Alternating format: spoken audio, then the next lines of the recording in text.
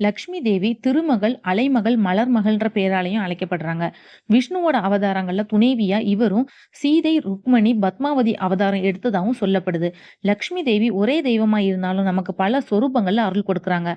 வரமளிக்கும் நல்ல வரலட்சுமியாவும், செல்வத்த வேண்டுறவங்களுக்கு தனலட்சுமியாவும், கல்விக்கு வித்யாலட்சுமியாவும், தைரியத்துக்கு வீரலட்சுமி, வெற்றிக்கு விஜயலட்சுமி, புகழுக்கு கீர்த்திலட்சுமி, சாந்தத்துக்கு சாந்தலட்சுமி, கருணைக்கு காருண்யலட்சுமி, உடல் நலத்துக்கு ஆரோக்கியலட்சுமி, ஞானத்துக்கு ஞானலட்சுமி, மோட்சத்துக்கு மோட்சலட்சுமி, சந்தோஷத்துக்கு ஆனந்தலட்சுமி, திருமணத்துக்கு வைபவலட்சுமி, நிலம், வீடு, ஆபரணம் வேண்டும்போது ஐஸ்வர்யலட்சுமி, விவசாயம் செய்பவர்களுக்கு தானியலட்சுமி, அழகை வேண்டுபவர்களுக்கு சௌந்தரிய லட்சுமி, மகப்பேறு கிடைக்க சந்தான லட்சுமியாவும், நோய்கள்ல இருந்து மீண்டு வர சக்தி லட்சுமியாவும், சாமர்த்தியம் வேண்டும் போது பக்தி லட்சுமியாவும் பல ரூபங்கள்ல அருள் கொடுக்குறாங்க.